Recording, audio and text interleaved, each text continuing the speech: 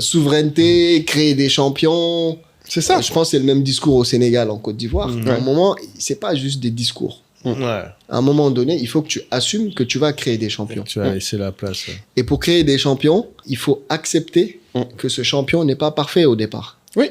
Qu'il soit pas adapté même au début. Voilà. Mais tu crées un cadre pour que ce champion évolue. Bien sûr. Mais dans nos systèmes-là, on va dire, mais est-ce qu'ils sont capables? Ah, ils vont pas tenir. Mais en fait, s'il y a un business model où tu payes cet acteur qui travaille, mais il va tenir. Puisqu'en le payant, lui, il va renforcer la qualité du produit, renforcer ses équipes et être capable de te délivrer la qualité qu'il faut. Shalom. Salam. Salam. Salut Henri, comment vas-tu? Ça va, super. Ah, écoute, on est très très content de t'avoir. C'est une exclue. On a le king du Sénégal qui est là. Et merci. Ah bon, en tout cas, King. Ouais, le Sénégal est un royaume. Ouais, tu vois, non, je le présente comme ça parce que les gens ne savent pas, mais Henri Henri a traité des ambitions. Ah, pardon, j'ai pas dit ça. Ça va être interprété. Non. Mais King, parce que une fois n'est pas coutume, on va commencer par l'Atalakou, après je vais te laisser te présenter normalement. Mais j'étais très content de pouvoir amener Henri dans le podcast parce qu'Henri a accompli ce qu'on n'a jamais réussi à accomplir en Afrique francophone. Gagner le concours Africa Business Heroes que j'ai gagné en 2019, auquel j'ai participé en 2019, mais j'étais que top 10. Henri a été le premier francophone à être grand gagnant. Cette année, en mars, il a été couronné. Et grâce à toi, on a pu non seulement ramener la couronne, l'argent, Mazel Tov, 300K pour ceux qui oublient. Donc, si vous avez une boîte qui a plus de 3 ans, préparez-vous. Je compte sur vous parce qu'on ne laisse pas la coupe repartir ni au Nigérian ni au Kenyan. Non, C'est les habitués, quoi. Voilà. Mais rappelle ce qu'est ABH pour que les gens se rendent compte que c'est quelque chose. Ouais, mais parce qu'il y a tellement... Tu sais, il y a des concours, les gens ils vont confondre. Bah, pour moi, c'est le meilleur concours en Afrique d'entrepreneuriat parce que c'est celui déjà qui filtre sur les entrepreneurs qui ont au moins 3 ans. Donc, c'est pas pour les débutants. C'est ceux qui ont déjà un peu de bouteilles, qui ont survécu aux 3 ans où tout le monde meurt. C'est beaucoup d'argent. C'est-à-dire que c'est de l'argent gratuit qu'on te donne. Donc, chaque année, c'est 10 000 personnes qui postulent à peu près. Bah, nous, c'était 20 000. Toi, c'était 20 000. Oh, putain. Moi, j'étais en 2019. Excusez-moi. Moi, c'était 10 000. Toi, c'était 20 000. Non, gars, candidat. 20 000 personnes postulent. Ils choisissent, après 3 tours, 20, un top 20 en Afrique, d'entrepreneurs, qui vont être après, qui sont invités pour pitcher, du coup, à une demi-finale. Donc, cette année, la demi-finale était à Dakar parce que Henri a gagné. Donc, pour la première fois, on a une demi-finale en Afrique francophone. Donc, dans ce top 20, on en choisit 10. Ouais. Et ces 10-là ont au moins tous, c'est 100 000. 100 000 dollars. OK. Et après, ces 10, qui sont déjà des gagnants, hein, donc ce que moi j'ai eu en 2019, moi c'est 60 000, c'était pas autant. Tu vas pitcher maintenant devant les grands juges. Donc, il y avait Jotsa, il y a eu Jackman la première année, il y a eu Boukoun. Toi, t'avais eu qui comme juge? Boukoun, Fred Zwaniker. Ouais. Et j'ai oublié. Le dernier, voilà. Donc, tu as des juges qui, là, maintenant, quand tu pitches, pour choisir le top 3 parmi les 10. Et le top 3, c'est 300 000 pour le numéro 1. 300, 250 et 150. Et 150. Et on te demande rien en retour. Rien. Okay. C'est pas un crédit, c'est vrai un don. C'est la fondation... Ouais, la fondation Jack Ma. Ok, super. Qui fait ça. Donc, c'est... et du coup, comme ça fait 6 ans maintenant, toi, t'es le 6e gagnant, c'est ça? 6e gagnant. Ouais.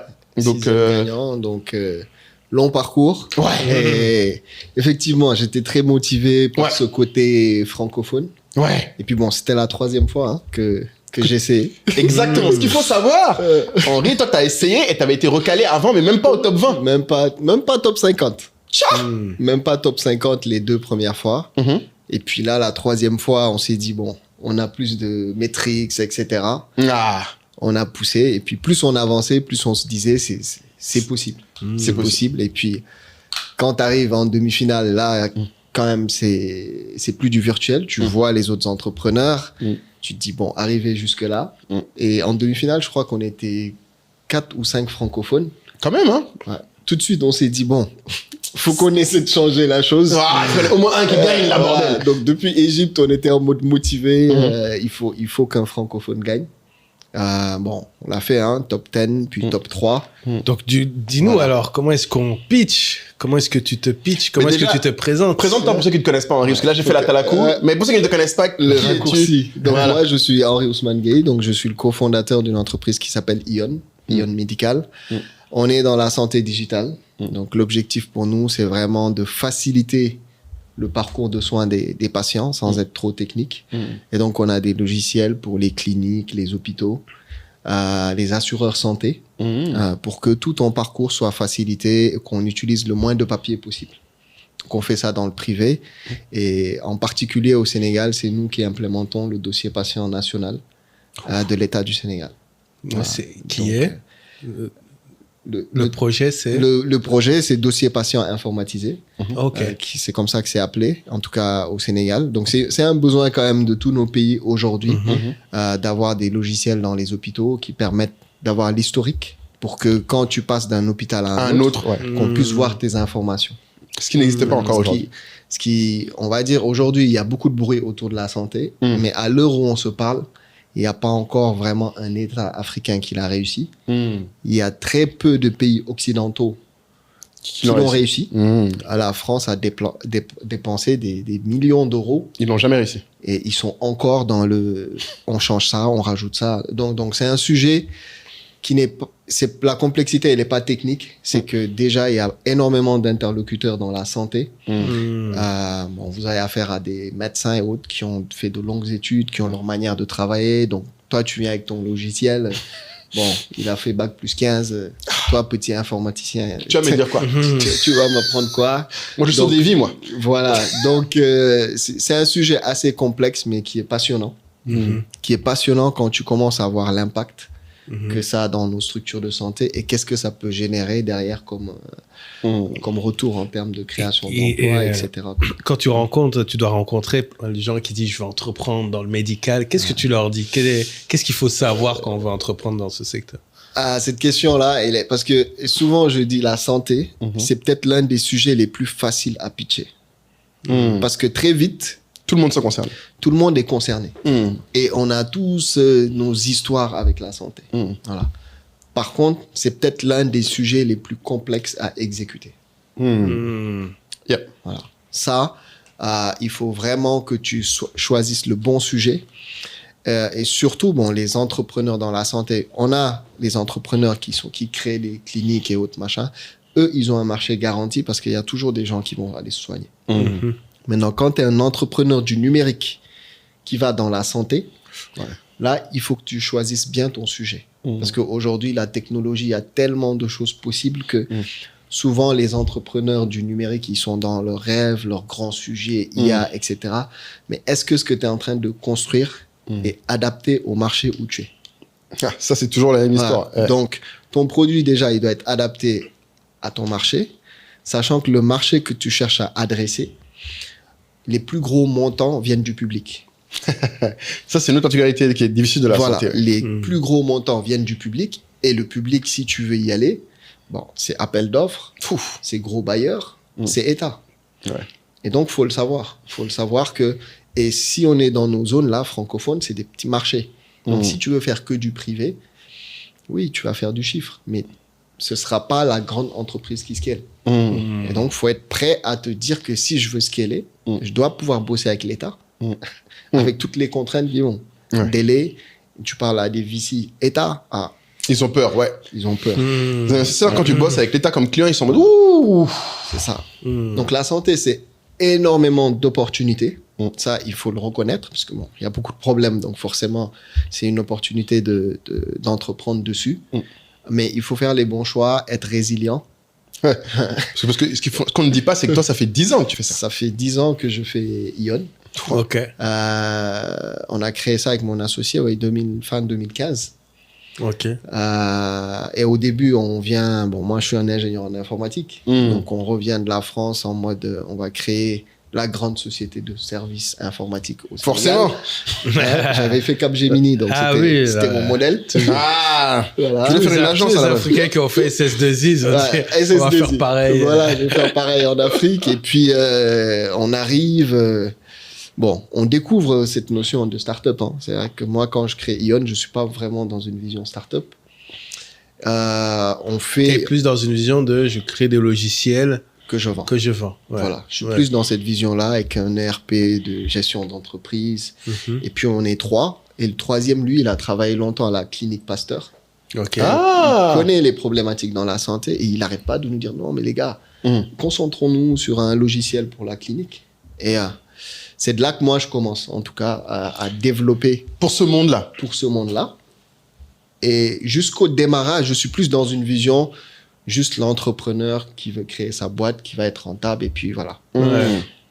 Mais je vis quand même une expérience avec ma belle-mère, qui est père à son âme, qui avait une maladie qui s'appelle le lupus. Oui, bien sûr. Et donc, qui est extrêmement compliquée à soigner. Une auto-immune, l'une des plus compliquées, ouais. Auto-immune. Et donc, tu fais le tour des structures de santé, tu refais les mêmes examens, on doit l'opérer, on n'a pas tous les documents, donc le médecin nous demande de retourner. On l'opère, problématique de sang, donc on fait le tour des hôpitaux. Le sang n'était pas traité au niveau du centre, donc je me rappelle, c'était un jour férié même, avec mon beau-frère. On nous a donné une poche de sang qu'on a transportée. Vous-même? Nous-mêmes.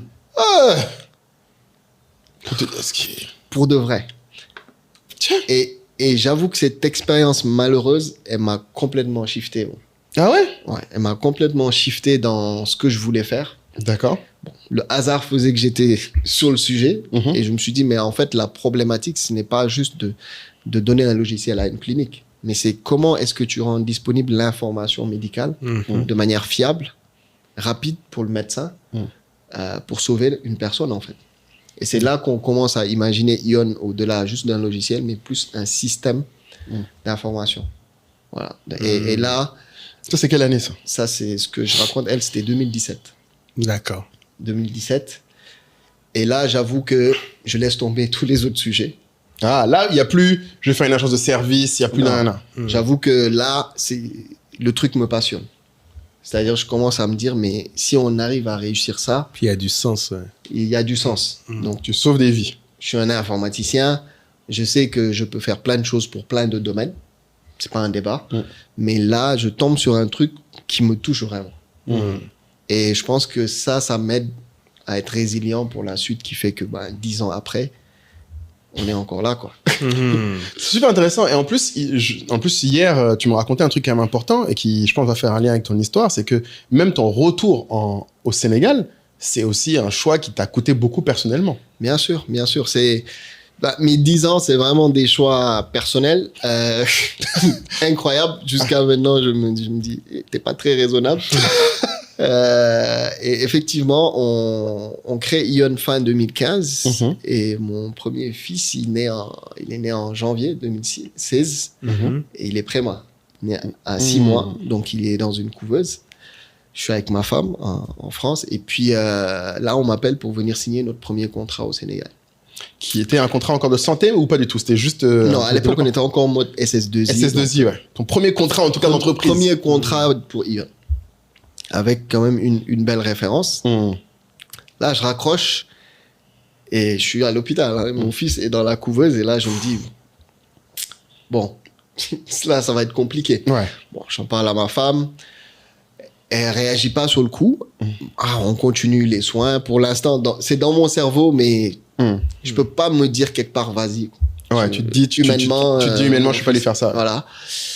Au bout de 2 jours, ma femme, elle voit que je suis pas très très bien. Elle me dit, non, vas-y, je vais gérer. J'y vais. J'avoue que même assis dans l'avion, je me disais, mais est-ce que t'es un bon père? C'est ta première question. Ouais. Ton premier fils, prémat, etc. Et toi, tu vas signer un contrat. Donc, ma femme, elle gère excellemment bien. Je la remercierai jamais assez pour ces 9 ans là qu'elle a géré. Merci à elle. J'y vais, je signe et puis bon, l'histoire continue. Mais c'est vrai que j'ai des situations comme ça. J'ai 2 garçons par exemple. J'ai jamais été là à leur circoncision. J'étais sur le terrain. T'es toujours en train de taffer. Je suis toujours sur le terrain, jamais là. Et c'est vrai que là, sur ces 10 ans, ça fait beaucoup par rapport à la famille. Mais encore une fois, voilà, cette histoire de passion, de changer vraiment une situation et d'être peut-être l'un des premiers, comme je dis, jusqu'à l'heure où je vous parle. Et il y a beaucoup de bruit, mais il n'y a pas encore un pays qui l'a réussi, cette histoire-là. Ouais. Oui, là, tu as une ambition qu'on peut dire qui est mondiale pour le coup, parce que tu changes quelque chose que même ailleurs dans le monde, on n'arrive pas à changer.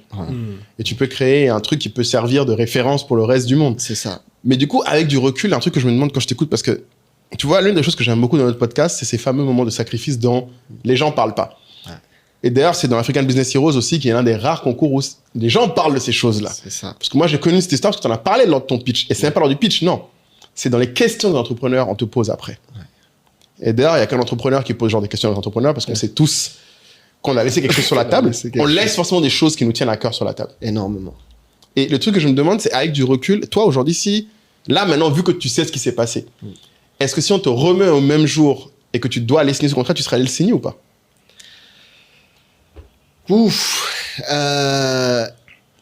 Je serais allé le signer parce que je suis pas tout seul.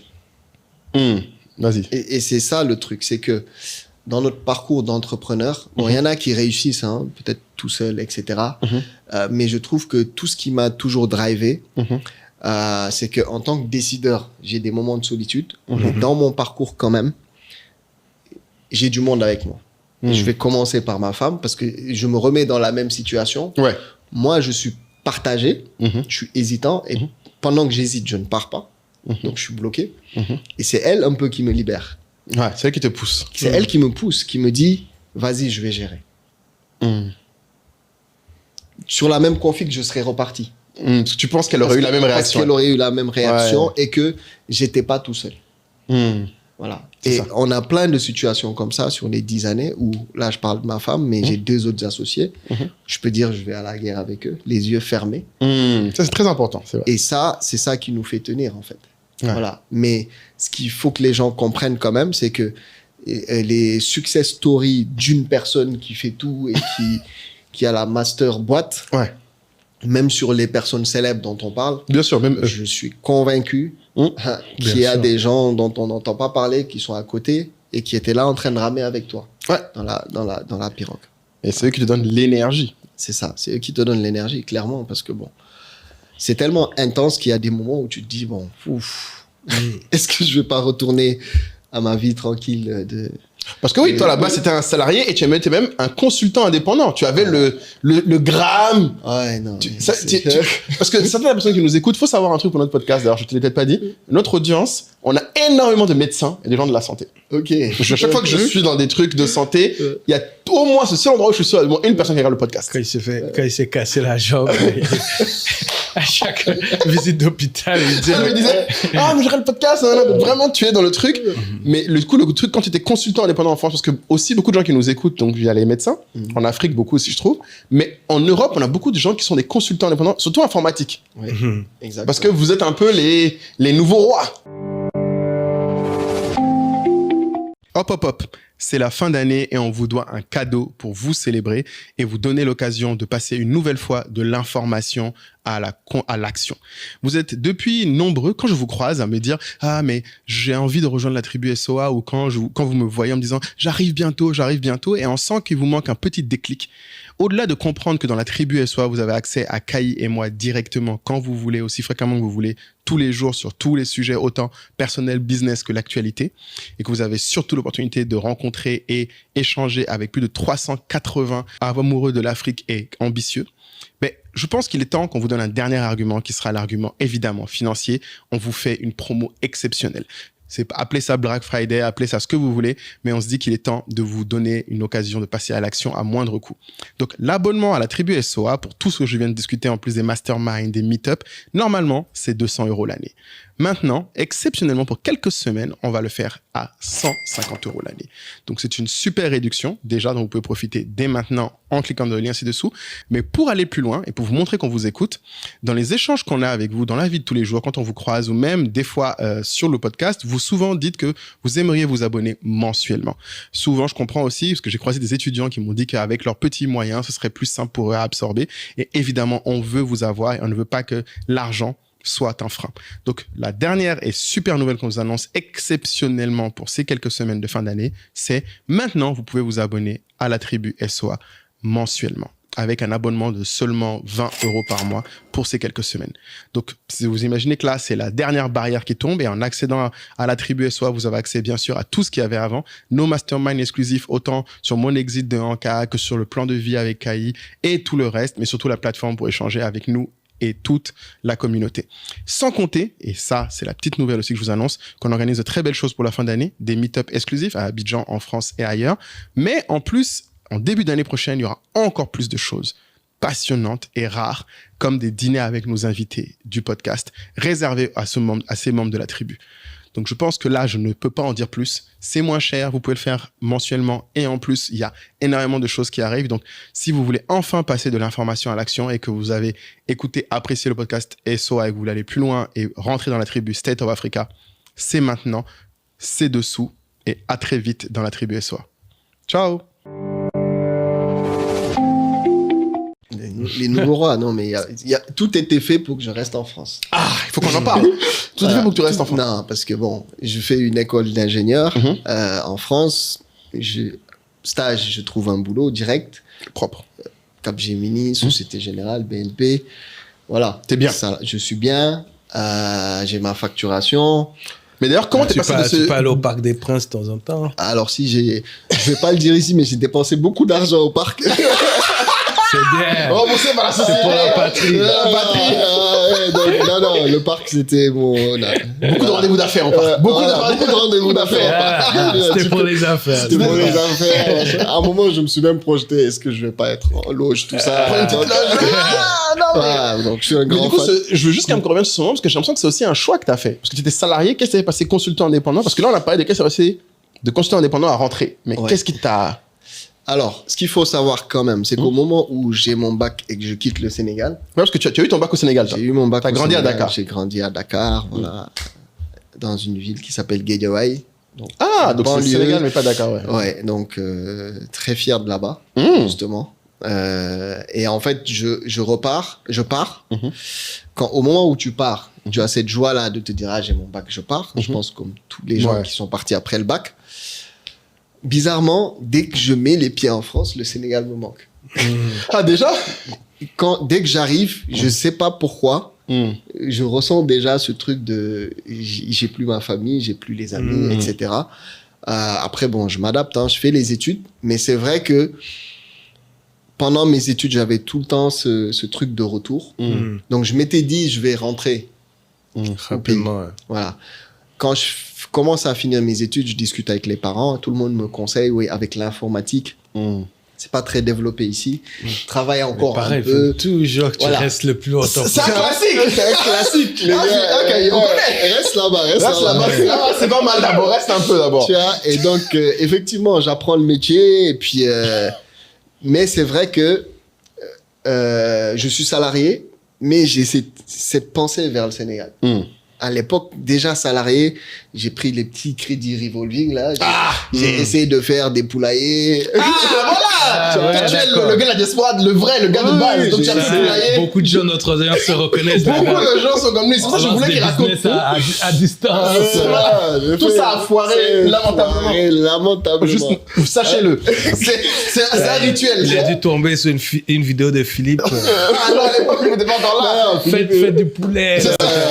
Philippe, c'est New Version. Là, je parle de, c'est quoi, 2007, 2008. Oui, c'est un classique, tu vois, non? Je parle 2007, 2008. Mon associé, là, un des associés avec qui on est là, à l'époque, on avait fait un business où tu peux commander à manger les rations, là, alimentaires pour ta famille, et on te livre à ta famille. Ok. Classique. Il portait les sacs de riz. Mais c'est ce que faisait Khania. Ah, Free Market à un moment, oui. Free Market, c'est ça. Non, c'est les mêmes idées sont recyclées. Donc, c'est vrai que ce truc de retour a toujours été là. Il est là depuis. Bon, à un moment, quand tout ça a foiré, j'ai dit, bon, attends, je vais continuer mon informatique. Quand je serai prêt, je retournerai. Et donc, du coup, au moment où je sors de Cap, je me dis, bon. Pourquoi tu sors de Cap? Parce que tu parles de ça comme si c'est simple. Pas beaucoup de gens réussissent à... Oui, je sors de Cap. Alors, Cap, je suis passé du stagiaire au gars qui est dans le pôle architecture. Ouais. Des expériences formidables, mais c'était pas réputé pour être une boîte qui payait très très bien. Ouais, c'est clair. Voilà. Bon, avec nos histoires de carte de séjour, tout ça. Je voulais gérer d'abord ça. J'ai géré ça. Voilà, il faut que les gens en parlent aussi.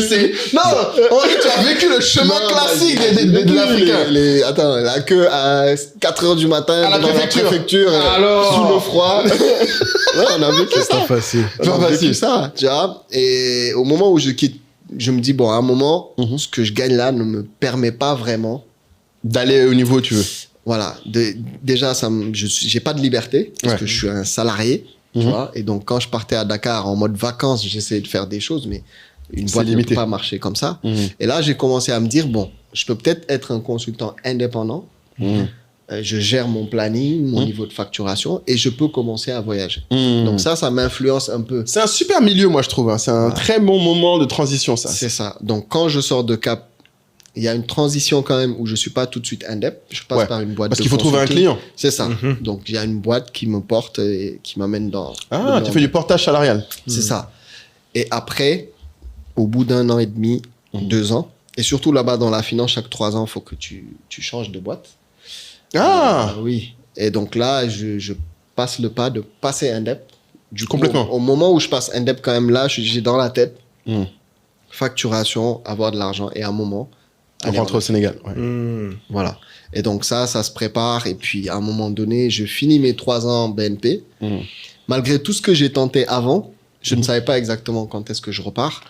Mais je finis mes 3 ans BNP. Parce que ça, c'est un client que tu as eu par l'agence au départ et après qui t'ont gardé en individuel. C'est ça. C'est ça, ouais. Donc, je suis indep là-bas et quand je finis... Mais tu sais que tu vas rentrer, mais est-ce que tu sais que tu vas rentrer pour créer une entreprise? Forcément. Forcément, oui. J'ai jamais été en mode rentrer... Tu n'aimais pas la vie de salarié? Je comprends pas. Non, c'est-à-dire que... Oui. Pour moi, le retour en Afrique, c'était je vais créer mon entreprise. Ça, c'était certain. Okay. Non, oui. C'est pour ça que j'avais essayé le tester des choses. C'est d'autres trucs. Les problèmes. Donc, cette fibre-là. Voilà, donc j'avais déjà la fibre et ça, c'était pas un débat. Et donc, je finis ma mission. Je suis partagé entre chercher une autre mission et y aller. Et avec mon associé comme des fous là. C'est vraiment inconscient. Tu tiens à le préciser, c'est important. Non, on est inconscient. On est 2 indep quand même, avec 2 bonnes factures. On nous avait demandé un ERP pour une association. Au Sénégal. Pour une association qui est en Côte d'Ivoire d'ailleurs. Ah oui. Une association religieuse pour gérer leur activité. Ok. Et donc, en faisant le logiciel, on commence notre trip. Mais en fait, on peut rajouter ça. Mais ça aussi, c'est bien pour les entreprises. Mais attends, et de fil en aiguille, là, on se dit, mais est-ce qu'on va pas faire l'ERP pour aller vendre en Afrique? Pour tous les types de clients, du coup. C'est ça. Et là, on dit, mais comment on fait? Et mon associé dit, non, mais tu peux y aller. Moi, je continue à facturer et on divise mon salaire par 2. Ah ouais, ça. Oh, il est chaud, lui. What that? Vrai associé, ça. C'est comme ça que je pars au Sénégal créer Ion. Sérieux? Ouais, c'est comme ça que je pars. Lui, il reste, il facture. On divise et puis moi, je suis à Dakar. Oh, wow. Donc, on divise déjà, nous, nos revenus. C'est son équivalent de chômage, tu vois. C'est ça. Non, mais c'est intéressant comme modèle, que les gens sachent que c'est possible. Comment on passe quand tu prépares un retour, mais là, c'est un vrai partenaire. Là, on est à 2 dedans. Ouais. Donc, c'est pour ça que je dis, je peux aller à la guerre avec ces 2-là. Ah, c'est ça les vrais amis, hein. Putain de merde. Ah oui, là c'est très sérieux. Parce qu'aucun moment, tu t'es dit, mais ça se trouve, il va pas m'envoyer l'argent. Vous êtes connus où? Alors, il y en a un, on s'est connus au quartier depuis quoi? Si les gens vont se demander où est-ce qu'on trouve ce genre d'amis. Comment on crée ce genre d'amitié? Parce que c'est quand même quelque chose. Oui, parce que même si c'est un ami d'enfance, vous pouvez avoir des problèmes quand vous devenez adulte. Exactement. Avec l'argent et tout notre monde qu'on connaît. Donc, ami d'enfance, je suis son témoin de mariage, il est mon témoin de mariage. Ah, c'est ton meilleur ami, quoi. Ouais. Et le deuxième associé, c'est un ami à mes beaux-frères. Donc, ça reste quand même... Mais celui avec qui vous avez partagé, c'est l'ami de mes beaux-frères. Ah oui. Lui, il était en France. Avec toi. Voilà. Et celui que tu as dit, qui est donc l'ami du quartier, lui aussi, c'est lui qui avait fait les poulets avec toi. C'est lui qui a fait les poulets, qui portait le sac de riz. Et eux deux, ils se connaissaient parce qu'ils étaient du même quartier. Tu vois. Donc, du coup, ça fait vraiment un trio. Tous les 3, on se connaît... De longue date. Parce que normalement, c'est comme ça que les choses, des fois, dérapent. Hein. C'est ça que les gens disent. Oui, non. Et puis, c'est vrai. On arrive à un niveau dans cet entrepreneuriat-là, de risque, d'engagement, où voilà, tu impactes même ta famille. Ou si cette relation-là à 3, elle n'est pas solide, il peut se passer plein de choses. On a la chance quand même de se parler. Voilà. De se dire les choses, tu veux dire. Et surtout de s'écouter. Les gens aiment bien se parler, mais moi je trouve que beaucoup les gens n'écoutent pas en fait. Et je confirme d'autant plus ce que tu dis, c'est que par exemple la personne avec laquelle je suis moins d'accord peut-être dans mon aventure, c'est mon associé. Sérieux? C'est celui avec qui on a créé, celui qui a divisé son salaire par 2. Ah ouais? Voilà. 2 personnages différents, styles différents, mais on arrive à s'écouter. C'est ça le gros point. On arrive à s'écouter. Je sais pas, c'est pas calculé, mais à un moment donné, chacun de nous se dit, bon, ok, il a peut-être raison, et on tente comme ça. Et ça, c'est une chance. C'est une chance, et c'est pour ça que je dis, les entrepreneurs, il y a le côté bling-bling, image, communication, etc. Mais dans le day-to-day, faut trouver le moyen de s'entourer, parce qu'il y a des décisions cruciales, quoi. L'entrepreneuriat, c'est pas juste, je crée de l'emploi, non. Le day-to-day, c'est quelque chose, je pense que je ne vous apprends rien. Non, mais les gens en parlent rarement. C'est qu'en fait, c'est-à-dire que dans un pitch, on ne te demande pas ça. Ouais. Non, on ne te demande pas ça. Et d'ailleurs, c'est ça qui me fait revenir sur ABH. C'est ça que j'ai aimé dans cette compétition. Oui. C'est que là, je n'étais pas en train de pitcher pour lever des fonds, où il y a l'expression même rendre la mariée belle. Exactement. Où vraiment, les problèmes, tu peux en parler un peu. Mais c'est pas l'objectif. Mais c'est pas l'objectif. Si tu en parles trop, tu vas jamais lever de l'argent. Alors que là, tu arrives à un stade où tu peux aussi partager la vraie vie.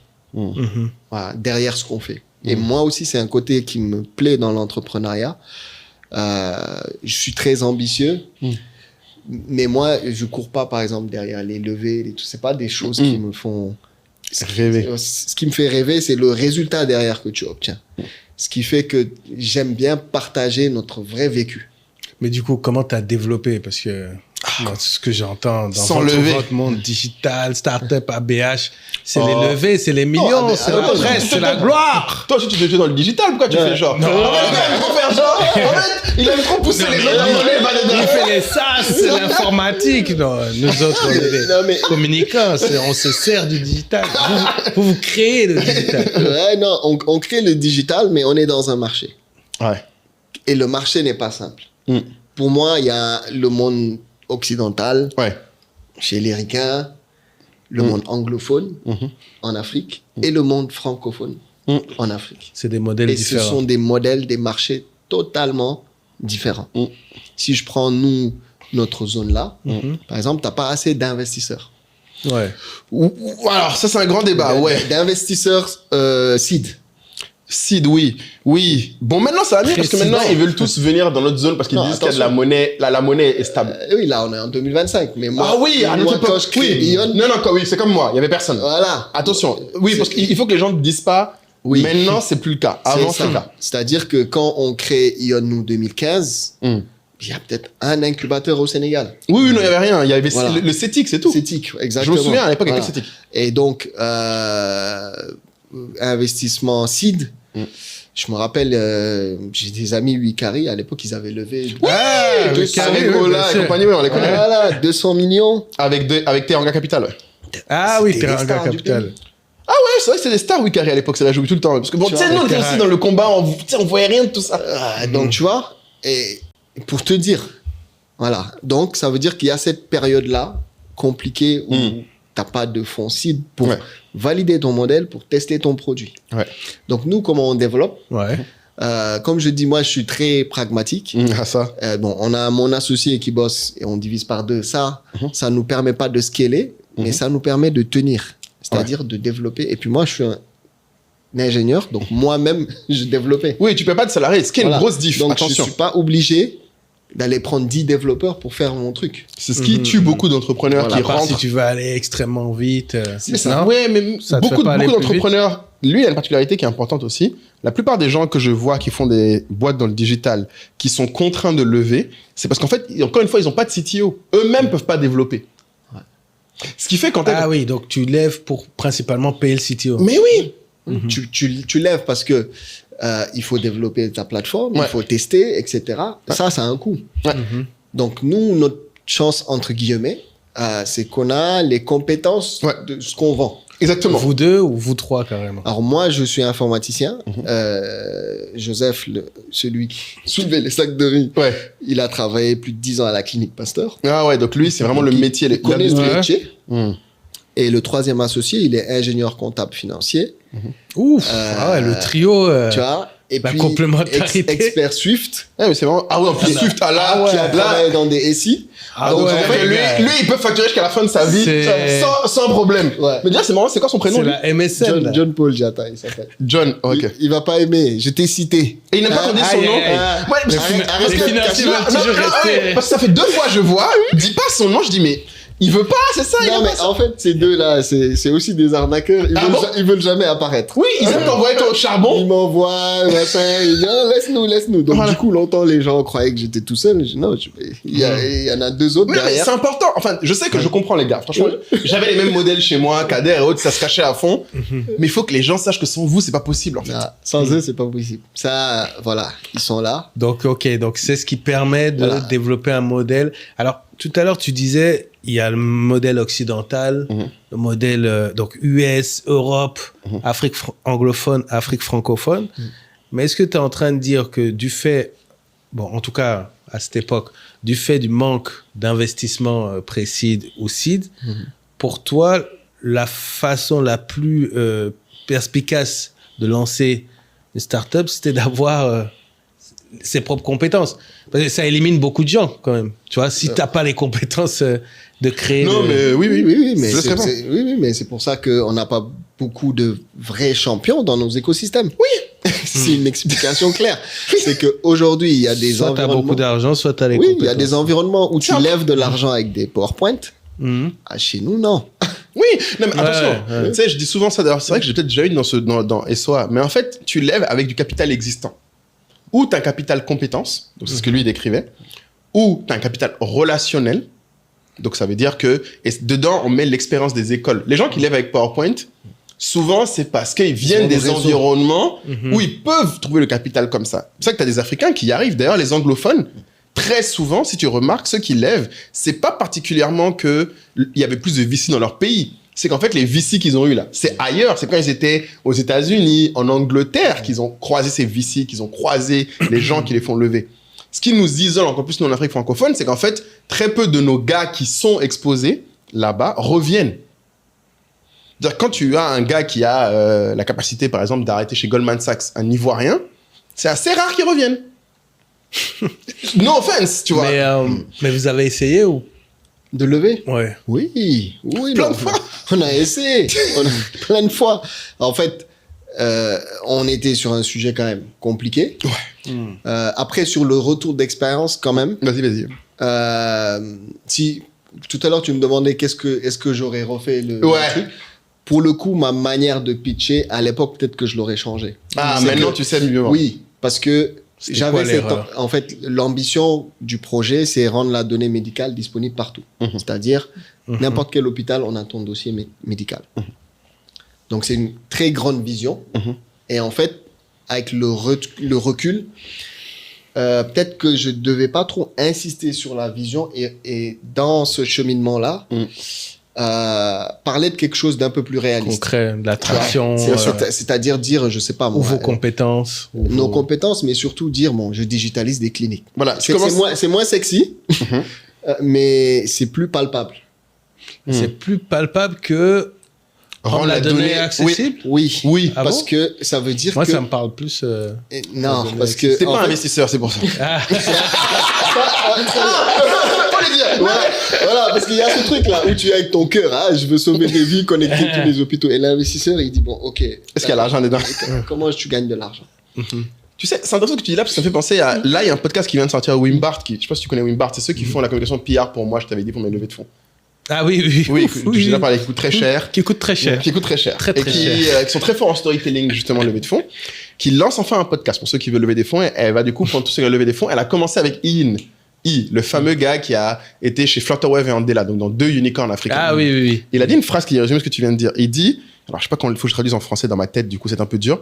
Lui, il dit que l'art du storytelling, notamment pour lever des fonds, c'est de trouver une façon d'écrire un titre suffisamment racoleur, mais que seul toi peux imprimer.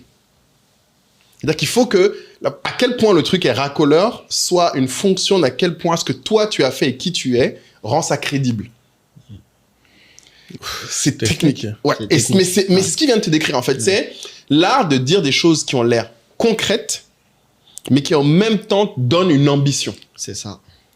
C'est très soft. En fait, c'est concret et ça permet à ton interlocuteur de se projeter automatiquement. Exactement. En fait. Il voit directement le grand truc. Okay. Et souvent, mais il faut bien connaître l'interlocuteur pour taper juste. Et il faut te Parce que connaître comme toi il a aussi dit, bien. tu vois, moi, la phrase qu'il a dit juste avant, ça me parlait. Ouais. Vous vous êtes moqué de moi, j'ai pas d'argent. Mais tu aurais mis l'argent. C'est les phrases qui séduisent les pauvres. C'est pas grave. Effectivement, et les investisseurs. Mais avec le recul, en tout cas, c'est. En plus, Caïm ment. Parce que tu sais que si ça t'aurait séduit, mais ta question d'après, si tu te dis maintenant, donne-moi 10 000 euros. Non, mais en fait, je vois vraiment un potentiel dans la donnée. Oui, mais à un moment où tu vas donner l'argent, ta réflexion va plus être sur le potentiel. Oui. C'est juste ça. La question, elle est sur. Elle est toujours. Oui, si tu mets de l'argent, c'est sur le potentiel. Non. Surtout dans le potentiel financier, je veux dire. Enfin, le retour sur investissement, non? Tu vas aller sur quoi? Non, mais en fait, bon, en tout cas, je reviens Parce que quand tu toujours me à notre dis, zone. je vais digitaliser les cliniques, je suis désolé, je trouve ça plus abstrait. Sérieux? Ah bon? C'est plus concret. Oui, parce qu'en fait, quand tu dis digitaliser, après, c'est peut-être parce que moi, dans le domaine, en fait, par exemple, j'ai lutté contre cette façon globale de parler du digital. Ah, tu vois, ok. on dit toujours le digital. Digital Summit Paris, mais digital, c'est vaste. C'est vaste. Quand tu me dis, je vais digitaliser tel secteur, je sais pas ce que tu me dis. Ok. Quand tu dis, je vais digitaliser les hôpitaux, je me dis, peut-être que tu vas permettre aux chirurgiens de faire maintenant des opérations avec de l'IA, tu vois. Ouais, je vois. Non, oui, parce que toi, tu es un gars digital, donc la perception digitale est plus large. Ouais. Un investisseur, ce que ça veut juste dire digitaliser les cliniques, il va se dire clinique égale la cible, donc leur marché à eux, le taille de marché égale à ça, et digital représente quel est le type de produit que tu leur vends. Ok. Tu vois, c'est pas... Tu vois là, c'est là où tu vois que les mots, je vois ce que tu veux dire. Tu vois, c'est bien qu'en institution... Et du coup, tu as raison. La clé est, connaître ton audience. Donc, tu sais quel est l'investisseur. Et c'est là où il disait qu'il n'y en avait pas beaucoup. Donc, en fait, il y avait beaucoup de gens à qui parler de ça. Maintenant, je préviens, c'est plus une excuse. Maintenant, il y en a plein. Venez pas me dire qu'il n'y en a pas. Maintenant, il y en a plein. Tu dis, il y en a plein, ils vont encore venir chez toi et te demander les contacts. On t'a dit, il y a un programme pour lever des fonds. Il y a Henri. En fait, je veux dire, c'est que les gens n'ont pas d'excuses. Avant, il n'y avait pas des Henri, il n'y avait pas des moi. On était les seuls. Genre, nous, quand ils te décrivent 2015, tu sais, gars, il n'y avait personne.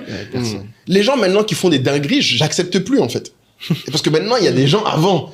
Et surtout, Henri, j'aimerais que tu parles d'un autre truc. C'est bien que tu aies parlé du pitch, mais moi, j'ai un truc que je pense qu'il faut que tu expliques, c'est, je sens que vous avez eu un tournant en termes de traction dans ton business, qui explique que tu aies pu avoir ABH et j'imagine lever, mais c'est quoi ce tournant? Parce que je pense que c'est ça dont les gens ne se rendent pas compte. Ça, c'est important, surtout en bootstrappant. Surtout en bootstrappant. Tu vois, c'est le moment où tu sens qu'il y a un truc qui décolle. Non, le truc, c'est que dans la stratégie, comme je disais, je vends le truc connecté. Et quand je le vends, je dis aux gens, faut que j'arrive à avoir presque toutes les cliniques du pays, ce qui est impossible. D'ailleurs, quand tu es devant un investisseur, quelle est ta taille du marché? Oui, je veux tout. Justement, il va te dire ouais, non. Il va te dire ouais, non. Et ça, c'était une erreur. On fait ce qu'on appelle du porte-à-porte, on démarche clinique par clinique. Il te faut de l'argent, il te faut les ressources. Sur le terrain, c'est compliqué. À un moment donné, quand même, on se rend compte que, c'est un peu technique, mais que les cliniques travaillent avec des assureurs santé. Et qu'un assureur santé a 400 médecins cliniques machin à gérer. Et que donc, si tu as l'assureur santé comme client, oui, il te pousse directement tout le monde. Il te pousse ton réseau. Ça, c'est la distribution que tu as craqué alors. C'est ça. Et donc là, déjà, on se dit, on va déployer moins d'énergie directement vers les structures de santé, mais plus sur des gens qui sont indispensables et puis, ça nous permet surtout ce fameux rêve des données, de rendre la donnée médicale disponible partout, de le prouver. Parce que là, tu connectes l'assureur, le patient et la clinique. Exact. Donc, super intéressant. Voilà. C'est très pratique, j'aime bien. Très pratique. C'est-à-dire, là, on switch et du coup, on tente ce truc-là. Donc, même vos efforts commerciaux, en fait, vous avez switché de faire des fonctionnalités, de produire pour les cliniques. Vous êtes allé chercher l'assureur. Qui était le client maintenant. C'est ça. Vous avez changé de client, en fait. C'est ça. Et donc, on fait quand même, du coup, moins d'efforts sur la solution pour les cliniques. Plus d'efforts sur l'autre. Et l'autre, on se dit, si on le fait, déjà, ça étend notre réseau. Et surtout, quand tu dis je veux rendre la donnée disponible partout, ton meilleur client, c'est l'État.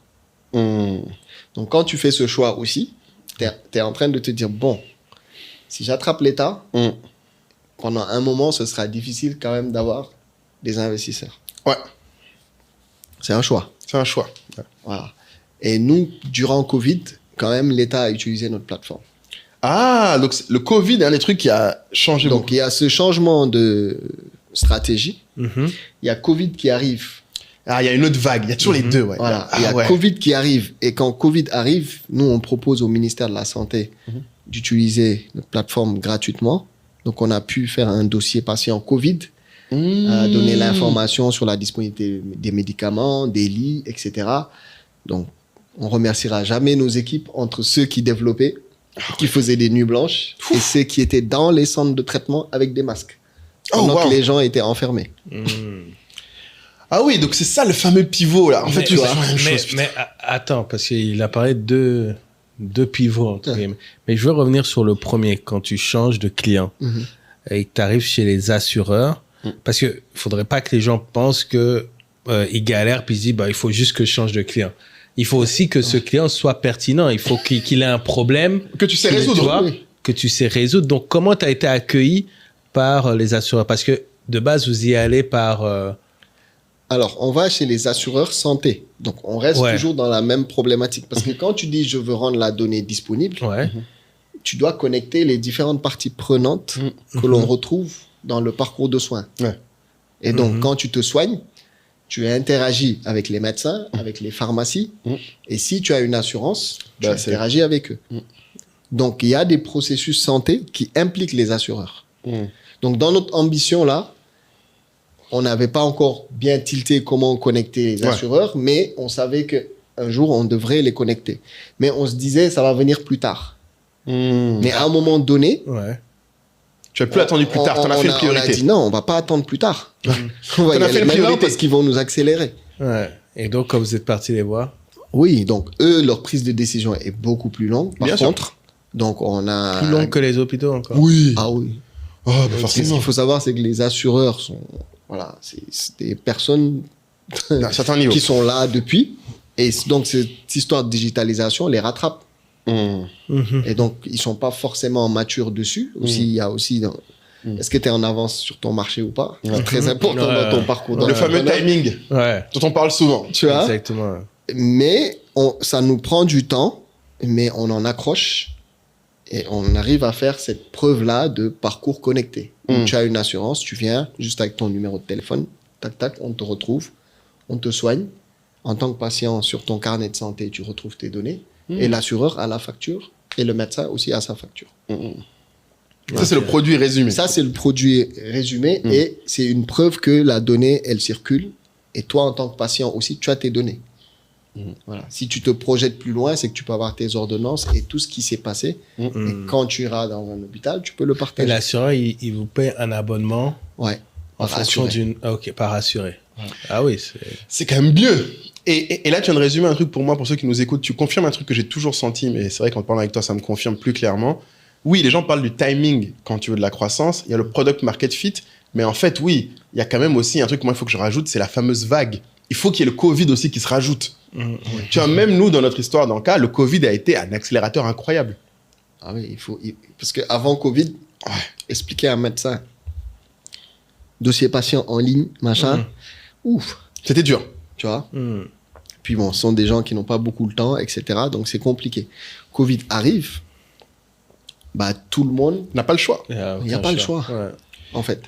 En fait, c'est l'équivalent de 2008-2009. Les gens parlent de la crise financière, mais en fait, 2008-2009, c'est l'arrivée des réseaux sociaux. En fait, tu as des vagues comme ça, quand ton business peut rider sur une vague, mais ça demande d'être prêt. En fait, c'est préparation rencontre opportunité. En fait, la vague, c'est l'opportunité. Et surtout d'avoir assez de recul pour se rendre compte que tu es dans une vague. Oui. Parce que quand tu es juste consommateur... Oui, tu vois pas. Tu vois pas. Tu dis, Netflix arrive, Disney Plus arrive. Tu consommes et puis c'est tout. Tu vois? Donc, Non, là, il faut... Et donc, toi, tu as senti au moment du Covid que c'était un moment comme jamais. Nous, c'était là pour deux choses. Vas-y. Pour le fait qu'on a la solution, pour le fait qu'aussi on est un acteur local qui peut régler un sujet majeur de notre pays. Parce que dans tous nos pays, là, on se plaint tous que nos gros sujets majeurs sont gérés par des entreprises étrangères. Voilà. Et donc, moi, ça, c'était... voilà, là, on va vous montrer qu'on sait faire. Ah ouais. Voilà. Et je te dis, le médecin, en journée, il dit non, mais dossier Covid, je veux voir ça. On fait la nuit blanche, moi y compris. Toi, si tu codais avec les gens. Je code avec mon équipe. Le lendemain, tu l'as. Et puis, il y a Joseph qui est avec l'équipe terrain. Ils sont avec leur masque et ils forment le médecin. Ça, on l'a vécu 3-4 mois. Et on l'a réussi. C'est ça qu'il faut comprendre. On l'a réussi. Et donc là, à partir de là, quand même, en tout cas pour notre cible, ministère de la Santé et autres, ils comprennent qu'on a un acteur local qui peut faire. Et c'est quoi ta plus belle fierté dans cette aventure? Bon, j'en ai 2 ou 3 là. Vas-y. J'en ai 2 ou 3. Et c'est sûr, il y a des belles histoires dans ça. Oui, parce que bon, alors j'aime bien raconter qu'on galère et autres, mais voilà, il y a aussi des bons moments qui valorisent l'effort. C'est important. Un des premiers moments, c'est quand même quand on a fait, du coup, derrière, on a gagné un appel d'offres sur le dossier patient national. Le fameux dossier patient, tu parles. Voilà. On trime pour le démarrer, pour dire vrai. Extrêmement dur. Là, on découvre comment vraiment travailler avec un hôpital. On dort même à l'hôpital. Au moment où on fait le déploiement, quand même, on a la ministre de la Santé qui vient, qui inaugure, les médecins qui utilisent, il y a les télés qui filment et ça marche et ça passe au journal. Dans ton propre pays, c'est beau quand même. Dans ton pays, ça quand même, quand c'est passé, j'ai reçu tellement de messages parce que à force, les gens de l'écosystème quand même te connaissent. Ils savent que tu es sur ce sujet. Depuis c'est ça aussi l'histoire. Tu te bats depuis dessus. Et là, ça passe à la télé. Et ça, c'était vraiment un moment important pour moi. Et pour ma femme aussi. Ah ben surtout, elle aussi. Parce que tout ce que je raconte là, elle est seule avec les enfants. Et moi, je suis sur le terrain. Donc, c'est de lui dire, regarde. C'est pour quelque chose. C'est pour quelque chose. Donc ça, c'est un vrai moment. Passer ce moment pour dire vrai, la victoire ABH. Voilà. Ça, c'est... alors, parfois, dans l'entrepreneuriat, on critique les concours. C'est vrai qu'effectivement, si c'est un entrepreneur qui passe son temps à faire les concours, tu dévalorises ton travail. Mais pour le coup, je suis d'accord avec toi. En tout cas, j'ai fait des compétitions. Pour moi, c'était la meilleure. De loin. Où j'étais confronté à de très bons entrepreneurs. Tu vas chercher au fond de toi-même. Et quand tu arrives top 20, top 10, je pense que tu l'as vécu. Là, t'as beau déconner, rigoler, tout ça, t'as envie d'aller au bout. Oui. Parce que top 10, tu vois les gens, tu te dis, en fait, on est bon. En fait, il y a une certaine fierté où tu veux aller jusqu'au bout. Je t'avoue que j'étais très confiant. Le jour de la finale top 10, j'ai pitché en 9e position, donc l'avant-dernier. C'est dur. J'ai vu tous les gars pitcher. Les gars sont des anglophones. Ils sont chauds. Je fais, Parce que tu as pitché en anglais aussi, il faut le rappeler. Tu as pitché en anglais. Tu vois, donc, bon, ça va, mon anglais, il passe, mais c'est pas ma langue naturelle, donc forcément. Donc, cette victoire d'ABH, quand même, elle valorise notre parcours. Et puis, ça permet aussi, même chez nous, de voir que ce qu'on fait là a un sens. C'est validé à l'international. Et derrière, tout ce qui s'ensuit, c'est tu marches dans la rue, les gens te reconnaissent. C'est toi le gars de ABH et tout ça. Et les gens sont inspirés. Ça, c'est pas de l'argent. Bon, ABH nous a permis d'avoir de l'argent, mais ce côté inspiré humblement, les gens, c'est quand même une fierté dans un parcours de... voilà, 11e année, là, on va aller vers 2026. Et là, la taille de l'entreprise pour s'en rendre compte. Aujourd'hui, on a 93 personnes. Tiens, il y a quoi, vous? Il y a quoi, nous? Parce que du coup, à chaque étage de l'entrepreneuriat, tu apprends des choses. Exactement. Quand vous étiez 5, tu te disais, bon, si je lève tel argent et trucs, j'ai plus de problème. En fait, tu te rends compte que non. Non, exactement. Tu as plus de problèmes et tu dis, il me faut plus d'équipes. Mais quand tu prends les équipes là, tu te rends compte qu'il faut gérer de la ressource humaine. Putain. Les états d'âme, le turnover. parce qu'il y a le challenge de garder les gens. Surtout dans notre métier de l'IT, là, où quand même, tu as une concurrence même de l'étranger. C'est-à-dire les gens peuvent tous les payer, bien. Quelqu'un peut être au Sénégal et facturer en France, aux États-Unis. Donc, c'est difficile pour toi de le garder. Mais vous êtes dans un domaine où vous auriez pu faire un peu comme Live faisait, du télétravail, de home office, un peu partout dans le monde. Non, c'est pas comme moi. Non. Pour le développement, non? Non, moi, c'est parce qu'il faut se rappeler que c'est parce que moi, mes clients n'étaient pas dans mon pays que je peux faire ça. Oui, mais là, pour le code... Non, c'est pas pareil. En plus, c'est des données de santé. Donc, eux, les données sont hyper sensibles. Moi, je ne gérais pas de données sensibles. Les gens achètent des vêtements chez moi, c'était peinard. Lui, il gère les données de santé du pays. Donc, tu peux pas être avec les données de santé du pays à le balader n'importe où. C'est ça qui te ferait. En fait, il y a deux choses. Déjà, le côté télétravail. Alors, mes collaborateurs, hein, je garde le même style. T'es pas fan de ce que j'ai vécu au Sénégal. Non. T'avais qu'à regarder. Non. Moi, vous êtes là. Non. Moi, Fabrice, c'est comment? Il est pas content. Fabrice, j'allais dire qu'il ne pas d'accord payer Caïd. Non. Dédicace à mon CTO, là, qui est venu me dire, non, mais attends, faut mettre à l'aise les gens.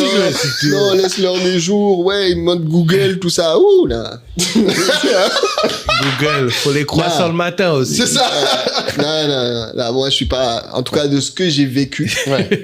Pourtant, moi, c'est un dev, hein, consultant. Non, mais moi, en tant que consultant indep, j'ai fait du télétravail. Voilà. Bon, je suis pas, tu sais la rigueur je suis pas parfait, mais quand je vois la manière avec laquelle je le faisais et quand je vois là, au Sénégal, comment les gars gèrent cette histoire de télétravail. Ah, c'est intéressant. C'est pas un jour de congé, en fait. Ouais, toi, j'ai l'impression que les gens prennent ça comme un jour de congé. Ouais, attends, c'est pas un jour pour faire autre chose, non. Tu dois bosser. C'est clair que le télétravail, le gros danger, ça demande un niveau de discipline que la plupart des gens, et c'est pas qu'en Afrique, hein. Pour le coup, même en France, quand ils font télétravail, tu les crois qu'ils font quoi? Ils font les courses, ils font d'autres foutaises, hein. Donc, partout dans le monde, c'est dur. Donc moi, déjà, j'ai ce point-là. Et le deuxième point, c'est effectivement ce que tu as dit. Nous, on gère de la santé. C'est compliqué. Donc, c'est compliqué. C'est dur. Déjà, le sujet est complexe. Tu gères des données sensibles. Idéalement, il faut que tu aies une équipe de confiance. Tu peux pas te permettre d'avoir un turnover. Les gens viennent 3 semaines, 1 mois, ils partent. Et tu as besoin de connaître les gens. Surtout ceux qui bossent vraiment sur ta plateforme, il faut que tu les connaisses. Il y a le niveau de confiance à créer qui fait que c'est pas évident de prendre des gens. Je reviens sur l'environnement de travail au Sénégal parce que du coup, on a la chance de t'avoir avec toi. Et comme on parle beaucoup quand même, mine de rien, de la Côte d'Ivoire, c'est d'en savoir plus sur l'environnement entrepreneurial ou pas. D'ailleurs, l'environnement du travail en Sénégal. Qu'est-ce qu'il faut savoir? Je suppose aussi qu'on te pose souvent la question. Comparé par exemple à la France, toi qui as fait un peu les deux, parce que je sais pas, la France, ou ce qu'il faut savoir pour quelqu'un qui soit veut implémenter sa filiale au Sénégal ou créer son entreprise au Sénégal. Oui, bon, je vais pouvoir répondre justement pour ceux qui veulent créer leur boîte, parce que je n'ai jamais été salarié au Sénégal. Mais, oui, mais tu as des salariés. Mais j'ai des salariés, effectivement. Ce qui me frustre un peu sur le Sénégal, c'est que les compétences sont là. Intrinsèquement, les gars ont les compétences. Pas de doute. Il n'y a pas de doute. Voilà. C'est surtout sur le niveau d'exigence. C'est-à-dire qu'aujourd'hui, pour avoir bossé... Grosse frustration quand tu as la compétence, mais pas l'exigence. Pour avoir bossé en Europe, bon, t'as pas les gens sur ton dos. Bon, après, tu peux avoir des exceptions, mais globalement, les gens sont... Conscience professionnelle. Voilà, on n'est pas là derrière ton dos. Au Sénégal, les gens ont les compétences. Les IT, ils sont bons, mais il faut être sur leur dos. Il faut être sur leur dos, niveau d'exigence, pour avoir le niveau de qualité finale. Parce que souvent, en Afrique, on dit on a un problème de finition, etc. Ce problème de finition-là, c'est le niveau d'exigence que tu te donnes pour faire de la qualité. Tu vois? Et ça, c'est quand même quelque chose qu'il faut qu'on arrive à améliorer. Je ne sais pas si c'est lié à la formation ou pas. Mais moi, en tout cas, si je pouvais échanger quelque chose, c'est que cette histoire de qualité, niveau d'exigence, etc., je l'aurais beaucoup pointé dans la formation au niveau des gens là-bas. Mais là, 93 personnes, soit tu l'as intégré dans la culture, soit c'est trop tard. Oui, non. Est-ce que c'est quelque chose que dont tes employés ont conscience, qui transmettent Oui, aujourd'hui, tu interviews un de mes employés, il va même m'imiter, hey, il faut livrer, le truc. Donc, oui, on pousse pour que les gens aient cet état d'esprit-là. Après, étant jeune, j'ai donné des cours, etc. Machin. Donc, j'ai ce côté pédagogue où ça me dérange pas enfin, pas dire ça me dérange pas, ça peut te fatiguer, mais je sais qu'il faut répéter. C'est un autre point important. Voilà. Et c'est partout dans le monde, c'est le métier. Ouais, mais c'est... Mais il faut que tu l'intègres quand tu crées quelque chose et que tu viens au Sénégal et que tu ne cherches pas forcément à avoir ta photocopie, quoi. C'est-à-dire qu'à un moment donné, il faut que tu saches que tu vas t'appuyer sur tes collaborateurs, tu vas essayer de les mettre sur un axe sans pour autant que ce soit forcément toi. Voilà. Donc ça, il faut l'intégrer. Notre situation économique fait que les gens ont 2-3 travails. Ça, tu le vois souvent aussi, ça m'énerve, ça. Nos Haïti, là, tu ouvres un autre dédicace, je sais que... tu en guettes un ou deux, là. Je sais que, voilà, les gars, ils sont chez toi, mais ils font un truc à gauche, à droite. Si les gens pensent que le gombo, c'est que...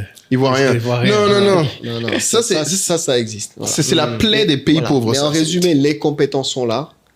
Mais toi, en tant qu'entrepreneur qui vient créer, vraiment pose le bon cadre. Et d'un point de vue admin, c'est dur, ouais. C'est dur. Création, relation avec l'administration fiscale. Oui, non, mais bon, je pense partout pareil. Et puis surtout, ce qui est dommage, c'est que nos types d'entreprises, bon, là maintenant, il y a une loi Startup Act. Ouais, qui l'a contribué à écrire. Ah oui, bon, avec mes amis de... c'est pas la DER, non? Alors, la DER nous a appuyés, mais au début, Omar, etc.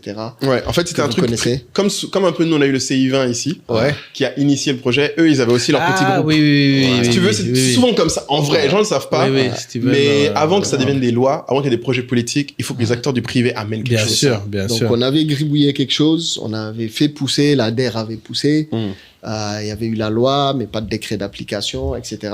Ouais. Bon, là, il y a eu le décret. Bon, ça va profiter à nos jeunes frères. On aura contribué comme ça. Mais ça consiste... quels sont les 2-3 points importants à savoir? Alors, qu'est-ce que ça facilite? Alors, déjà, le point de départ, c'est de labelliser les startups. Qu'est-ce qu'est une startup Qu'est-ce qu'une startup? C'est la même chose en Côte d'Ivoire. Le grand débat. C'est toujours la même chose. Parce que quand tu vas dire aux impôts et autres, voilà, je veux des aménagements pour pour les startups, il va te dire c'est quoi une startup? Ouais. Pour moi, c'est une entreprise, point. Donc, le fait de labelliser, tu crées un cadre, en tout cas, qui permet de définir la startup, de l'identifier, pour maintenant pouvoir lui mettre à disposition des avantages.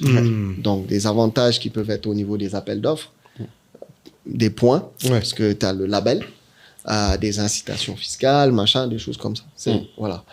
Et être avantagé sur des demandes.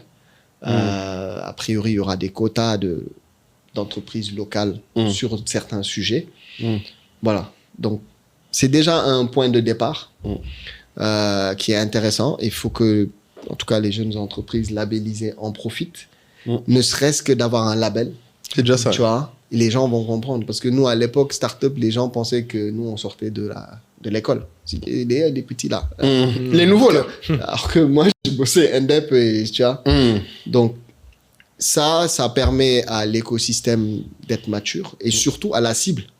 Parce que l'écosystème, on est entre nous, on est dans notre monde. Mais à la fin de la journée, il faut que tu aies un client qui te paye pour que ton entreprise vive. Donc ça permet également de sensibiliser. Voilà. Et donc, ce gars-là qui te paye, faut qu'il sache quel type d'entreprise tu es. Et comprendre que c'est pas juste des gars sortis d'école et autres. Voilà. Donc, c'est vrai qu'on parle pas assez effectivement du frein que peut représenter l'image qu'ont les gens des startups. Bien sûr.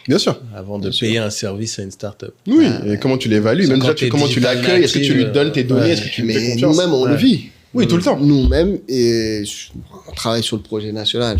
Au Sénégal, tout le monde est au courant.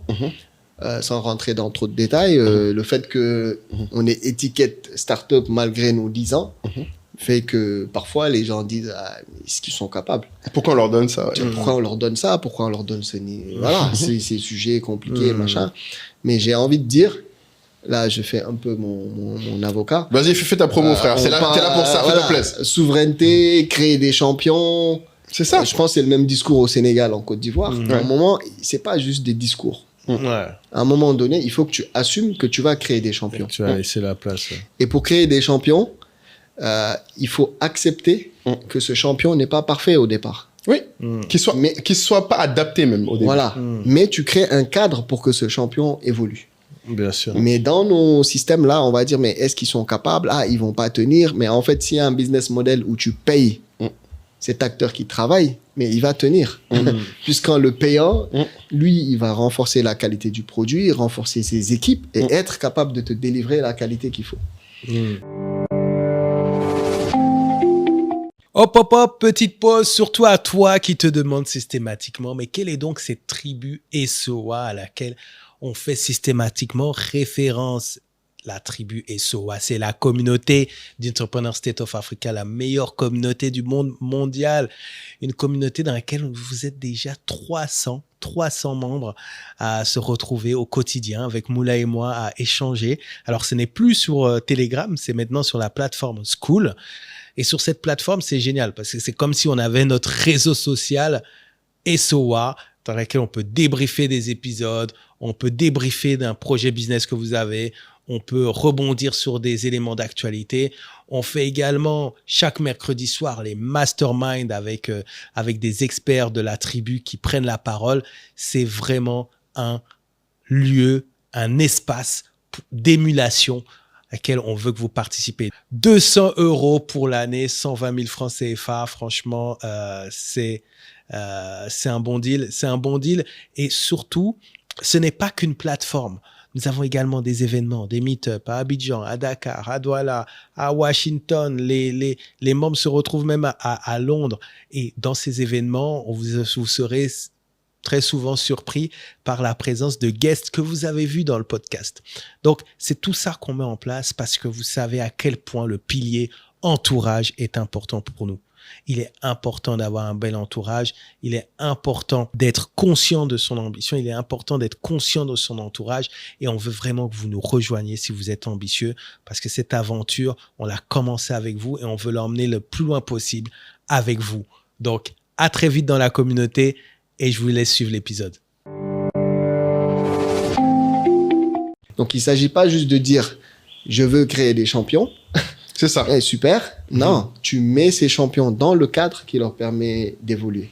Mais si on reste dans nos modèles classiques, là, d'appel d'offres et autres, où on va demander, faut que sur les 3 dernières années, tu aies fait 2 millions de dollars, machin, et tu élimines 90% des boîtes tech de ton pays.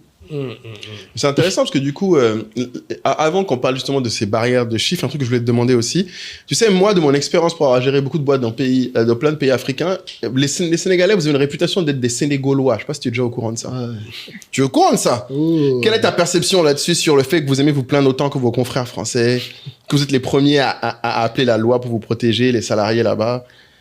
Toi, de ton expérience, est-ce que tu reconnais ça par rapport à ce que tu voyais en France ou pas? Parce que c'est marrant. Les Sénégalais, quand je leur parle, ils me disent « Ah bon ?» Et quand je leur donne des exemples, ils me disent « Ah oui, mais ça c'est normal, ça, on est tous comme ça. » Bon, moi, personnellement, je me sens pas trop sénégaulois. Tu te sens pas proche de cette mouvance. J'ai vécu longtemps en France, tout ça. Et justement, après, peut-être c'est lié à mon histoire. Je disais tout à l'heure que j'ai grandi à Guédiawaye, qui est en banlieue.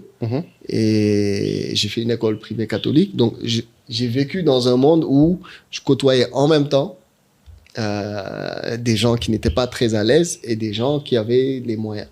D'accord. Donc, j'ai jamais été déconnecté de la réalité.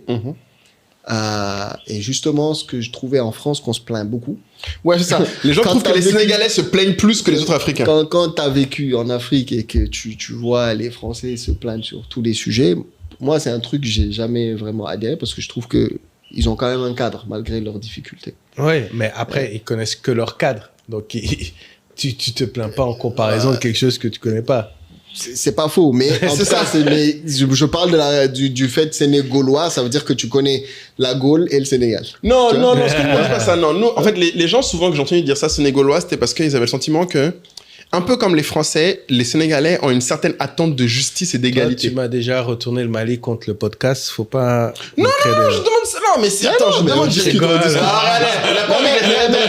Arrive dans ça. On va glisser un peu politique. C'est là-bas que ça va finir. Non, c'est là un peu en politique. Non, je veux juste rester dans le business parce que vraiment, je te dis, je sais que par exemple, j'ai plein d'entrepreneurs que je connais qui, dès qu'ils ont embauché les Sénégalais, disaient que les Sénégalais avaient quand même une plus grosse tendance à appeler, à dire c'est pas légal, c'est pas les termes de mon contrat que les autres pays. Il y a une plus grosse conscience de quels sont les droits. De l'admin, Oui, non, c'est pour ça que j'ai dit ça va glisser politique. Hein. Ah ouais? En fait, quand même culturellement, on a ce côté de dire je suis d'accord, je suis pas d'accord, etc. Voilà. Donc, effectivement, en tant que start-upper qui gérait 5 personnes, je le sentais pas. Là, vu le nombre de personnes que je gère, oui, je commence à sentir ce truc où les gens réclament beaucoup de choses, machin, etc. Ça, je pense toutes les entreprises qui grossissent commencent à sentir ça. En tout cas, moi, je te dis ça de gens... Mais je te rejoins plus dans ton idée, de par l'idée que moi, j'ai Sénégalais qui sont plus scolaires, qui... on dit, ils aiment papier. Ouais, ils aiment papier, si tu veux, c'est ça. Et donc, ce côté un peu intello, tu vois, le côté c'est pour ça que je disais, ça peut glisser politique. Depuis, tu nous dis ça, là. Nous, on veut pas aller là-bas. Non, mais parce que c'est un peu notre histoire. Si vous voyez, on a changé peut-être 3-4 présidents par le vote. Ah oui, donc vous avez une appréciation particulière de la loi.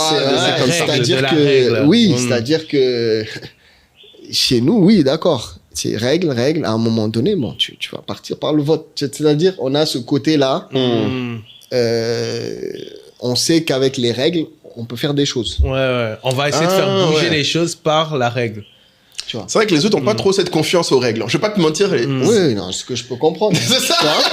Mais bon, on l'a fait 3 fois ou 4 fois, je sais plus. Donc vous commencez à vous dire quand même, là c'est bon, là maintenant on sait que les règles ne marchent pour nous. Voilà, maintenant... Et c'est ce qu'on retrouve, tu veux dire, dans les sociétés, dans les... Nous, on s'est pas tout de suite détaché, hein, après colonisation. Donc du coup, il y a ce côté effectivement scolaire, machin, tu vois, qu'on a gardé... qui donne aussi des avantages, puisque tu as, comme tu dis, une instruction... Il y a des compétences... qui est faite en local aussi. Ok, donc c'est intéressant ça. Mais après, en taille de marché, parce que tu vois, moi je trouve que on a beaucoup comparé Afrique francophone à Afrique anglophone. Très souvent, quand l'entrepreneur africain a cette ambition panaf, pour peu qu'il soit francophone, Abidjan arrive rapidement dans la discussion. Le voilà, non? Le voilà ici.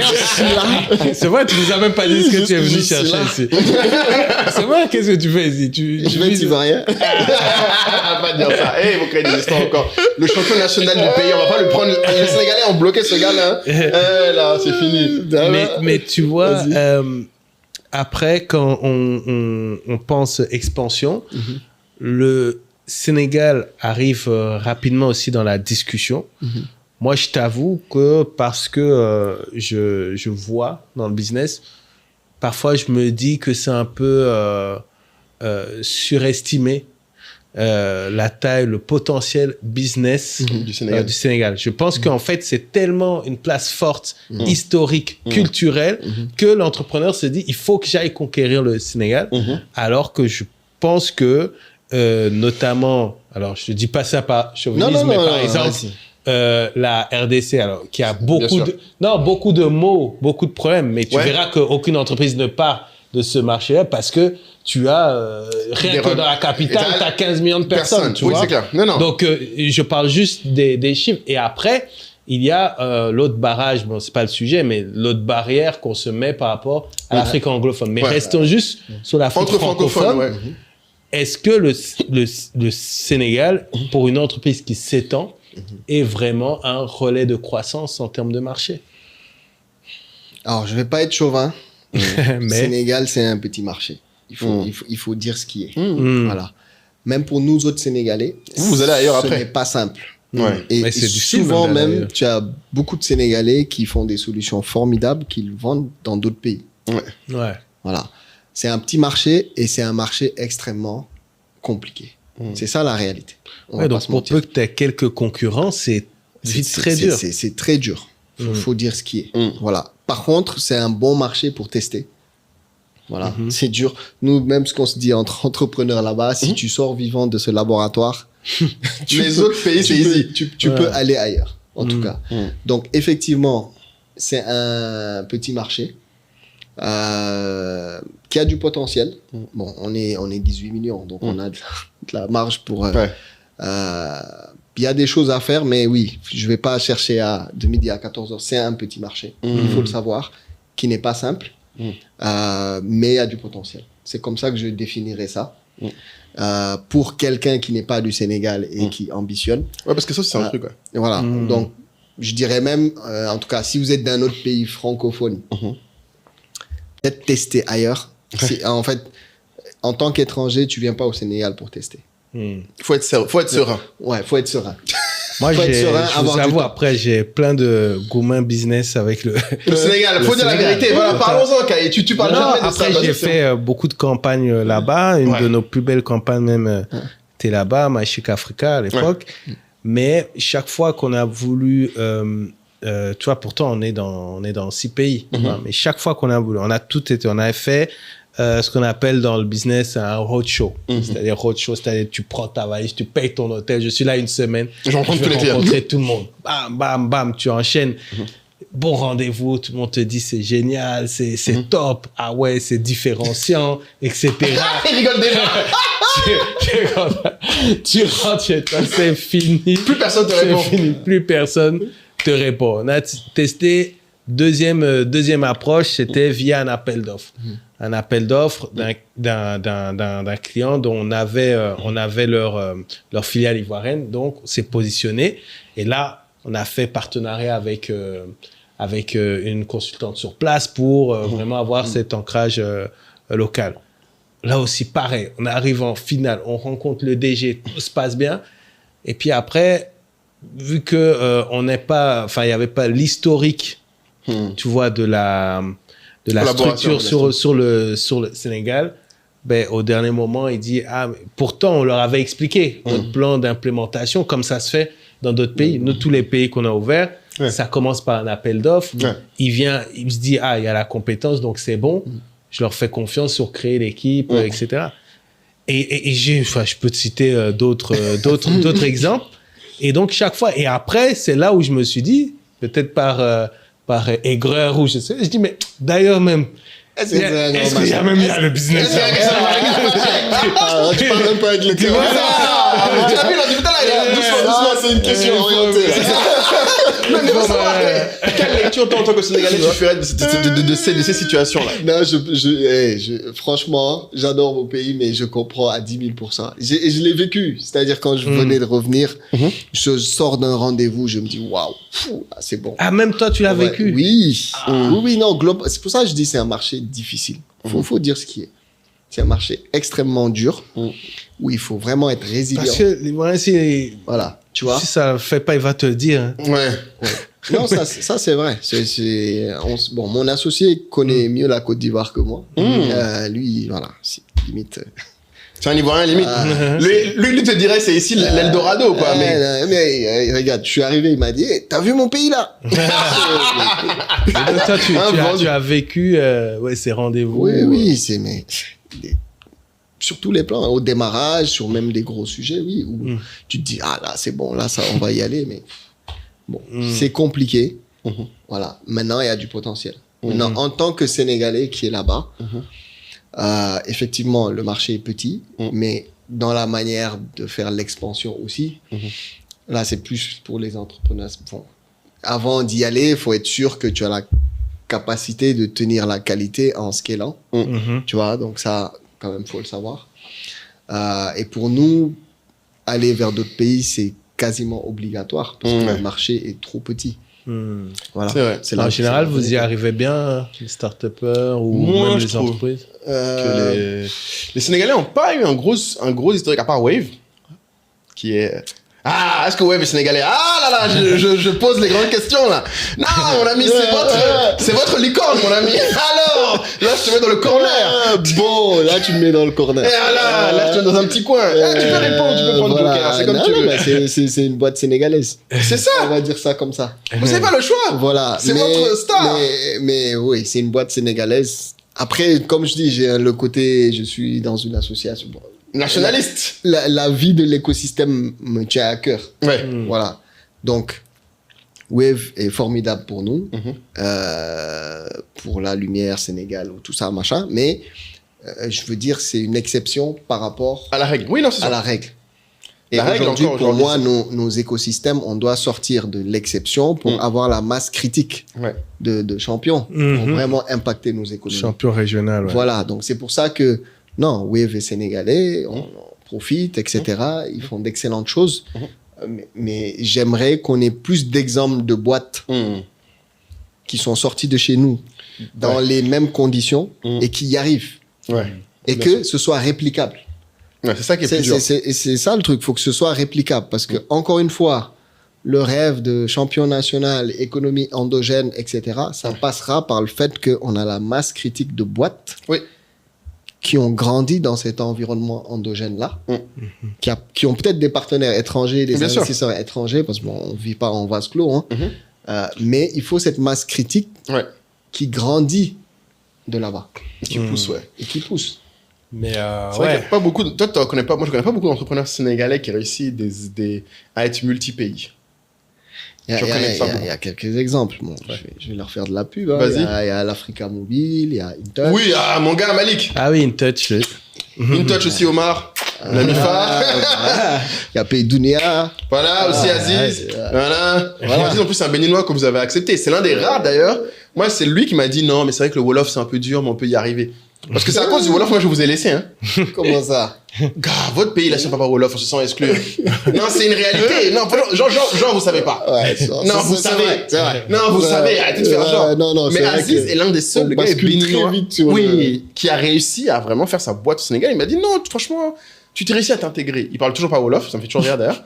Mais il vraiment, comme tu dis, c'est vrai que c'est un bon exemple Paydounia de boîte qui a réussi à sortir aussi. Voilà, tu vois, ça, et toi, tu as cette ambition-là d'aller sur... Oui, bon, nous, on est Sénégal, Côte d'Ivoire, Gabon.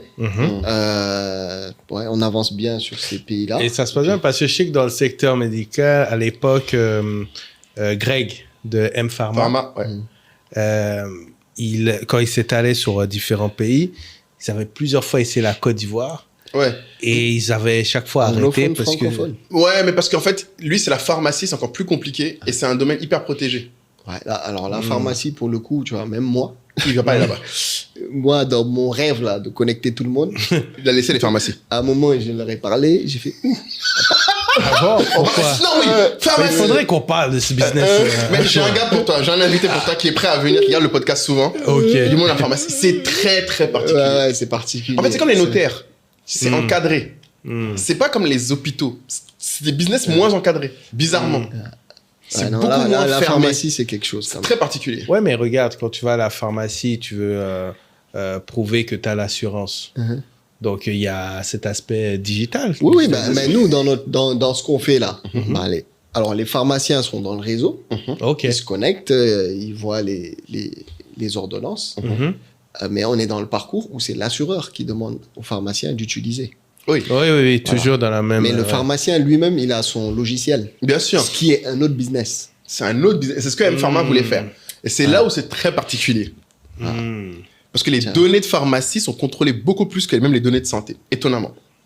D'accord. Ah oui, avec le trafic médicaments. Exactement. Tu as dans nos différents pays des start-upers qui essaient de faire le business de... j'ai besoin d'un médicament. Voilà, où le trouver? Vers quelle pharmacie? Tout le monde a essayé ça. Ça, mon ami, ce business dans tous les pays africains où j'ai été, il y a quelqu'un qui a essayé. Est-ce que tu connais une boîte qui fait ça, qui a... Non. M Pharma était la plus grosse et même lui, il a fini par... Tu sais comment il a fini par faire, M Pharma? Pourquoi il est devenu aussi gros? Parce qu'il a racheté les pharmacies. Et il vient avec le capital, etc. Lui, il a carrément laissé même la technologie à un moment, il rachetait les pharmacies pour pouvoir mettre son logiciel. Ah ouais. C'est pour ça qu'il a levé autant. C'est ça. Et c'est pour ça qu'il réhabilite. On revient toujours à l'aspect disrupt de la distribution. C'est ça. Business Canva. Exactement, voilà. Et c'est la distribution qui est l'une des clés. On parle beaucoup du produit, Ouais. On parle beaucoup du client, mais des fois, il faut se rappeler qu'en fait, c'est la distribution qui fait le lien entre les deux. Exactement. La distribution, c'est une fonction de beaucoup de choses, des contraintes, du momentum, des règles. Tu vois, le Covid a changé la distribution sur beaucoup de choses. Donc non, en tout cas, en tout cas, nous, on vous attend plus souvent en Côte d'Ivoire. Hein. Là, tu m'as dit que tu es venu pour un atelier, des choses comme ça. Oui, donc, je suis venu pour un bootcamp, e-santé, pour changer. On a des partenaires ici. Et donc, l'idée, c'est vraiment de pouvoir exister ici, à travers nos partenaires. Ion, ça veut dire allons-y ensemble. Ah, c'est bien ça. Hein. Et donc, nous, le positionnement, c'est vraiment mettre à disposition une infrastructure digitale. Donc, ça veut dire qu'on peut avoir un partenaire qui utilise notre infrastructure pour travailler. Donc, on n'est pas forcément à la recherche de la lumière, mais que notre plateforme soit utilisée. Et donc, ici, on a trouvé des bons partenaires avec lesquels on partage la vision. Et puis voilà, à la fin de la journée, je pense qu'on partage les mêmes problématiques. Quand tu dis partenaire, ça veut dire qu'ils vendent la solution?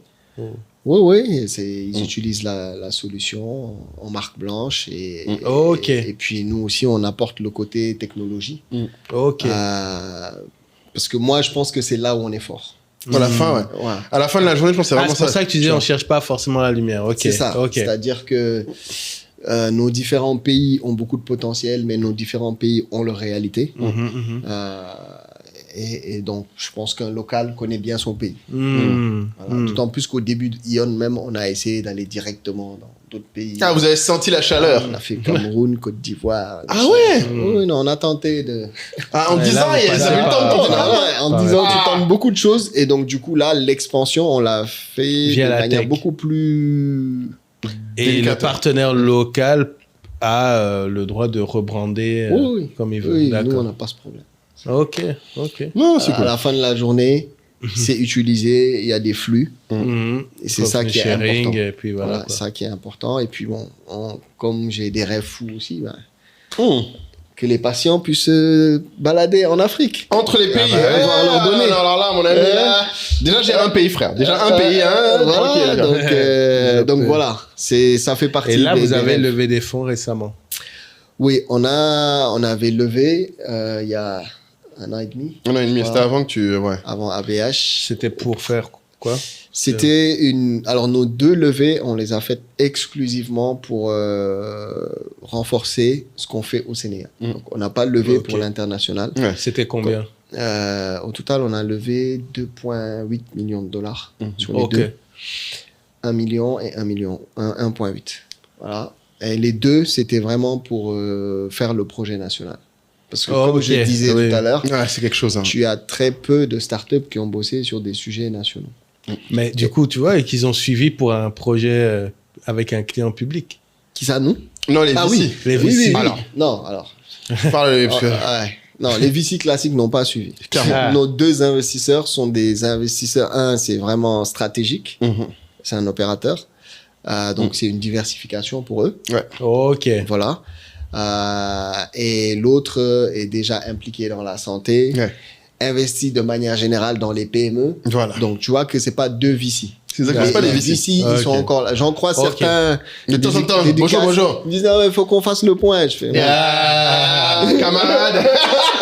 Non, c'est qu'on est au village. Non, mais c'est tranquille. I did my homework. Donc, voilà. Je sais quand vous parlez. C'est ça. Voilà. Mais, voilà. Après, je pense que, voilà, une fois qu'on aura passé un certain nombre d'étapes, ce sera plus simple de discuter avec eux. Mais pour l'instant, non, mais c'est super intéressant. En tout cas, merci beaucoup parce que tu as commencé ton propos en parlant d'un modèle à construire pour notre région et tu l'as décrit. Je pense que ça peut inspirer. Ça prouve qu'il en existe. Peut-être plus long, peut-être plus douloureux que ce qu'on voit dans TechCrunch. Exactement. Mais il existe. Mais il existe et bon, tu as l'air bien portant, épanoui. Donc, il a survécu. Non, il rigole encore. Je rigole encore. Donc voilà quoi. Non, mais écoute, pour conclure, c'est un truc que je voulais te demander, c'est qu'on voulait faire un truc depuis un moment, c'est qu'on a fait on a créé une logique de niveau d'entrepreneuriat. Sur le chiffre d'affaires, parce qu'on se rend compte que c'est pas les mêmes problèmes que les gens ont. Ok. Et donc, du coup, voici les différents niveaux. La question est de savoir à quel niveau tu te situes. Pour info, Kaye et moi, on est les braves gens. Je crois niveau 3, nous, je crois. Ah bon, 3. Ça, c'est le chiffre d'affaires. C'est ça. Décris le tableau comme ça. Fabrice va le mettre ça. Je crois qu'on va mettre ça. On avait dit, on le donnait aux gens de la tribu. Si tu blagues, t'en donnes pas ça à la population encore. Mais ils vont pas comprendre. Ouais, non, on est en niveau 3. Niveau 3, toi aussi? Ouais. Voilà! Welcome, frérot, c'est ça? Niveau 3. Niveau 3. Ouais, niveau 3 aussi. Donc, non, c'est en fait, c'est parce que je dis ça parce que souvent, tu vois, là, tu viens de dire quand j'ai fait certaines étapes. Je veux que les gens comprennent aussi que, en fait, on avance avec des références. Ouais. Parce que des fois, les gens ont l'impression qu'en fait, on parle, c'est valable à tous les niveaux ce qu'on dit. Ouais.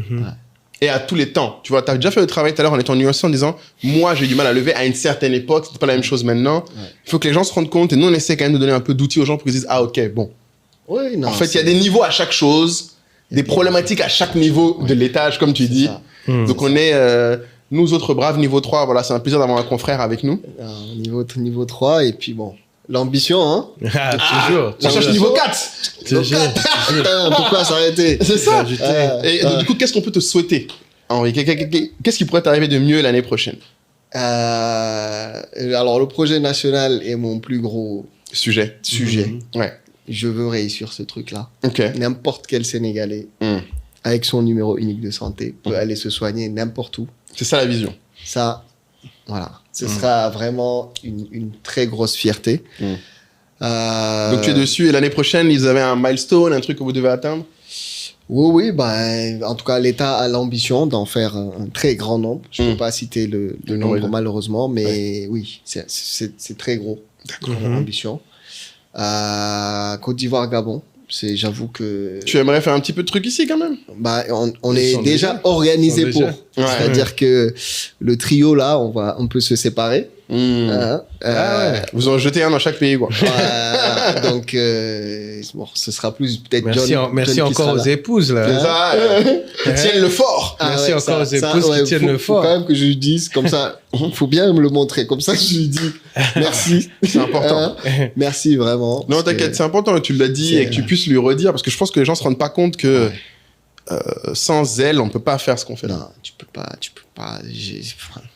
Je veux dire, la vie de famille aussi, c'est quelque chose. Donc, et vous êtes entrepreneur, hein, les journées sont tellement longues, l'ascenseur émotionnel, tu passes d'un état à un autre. Donc, c'est vrai que ça laisse pas beaucoup de place à la famille, malheureusement. Donc, du coup, tu es en mode qualité plutôt que quantité. Donc, quand tu passes du temps avec la famille, il faut que ce soit bien, parce que t'as pas beaucoup de temps. Donc, merci pour ça, à elle. Et puis, entreprenez avec des gens à côté de vous. Parce que c'est pas simple. Très bien.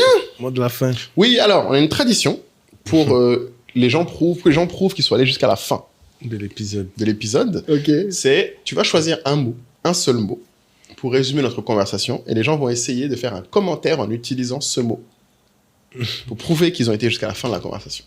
En attendant qu'Henri trouve son mot, abonnez-vous les amis.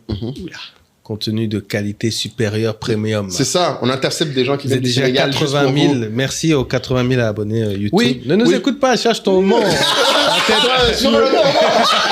J'aurais dû plus écouter le podcast, me préparer à ça.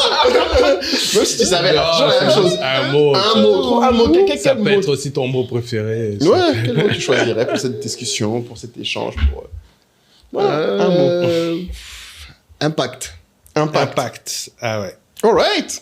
Écoutez, impact, c'est très propre. Je trouve que ça va avec clairement l'essence que tu as. Qui me drive. Super. Dites-nous si vous, il y a un autre mot qui vous venait quand vous avez écouté ce podcast. On va voir. Et puis, merci. Hâte de vous voir dans les commentaires. Merci pour l'invitation. Merci d'être venu. Les frères ivoiriens. Voilà. Je dis ça. En tout cas, merci d'être passé en tout cas. Ciao. À toutes. Ciao.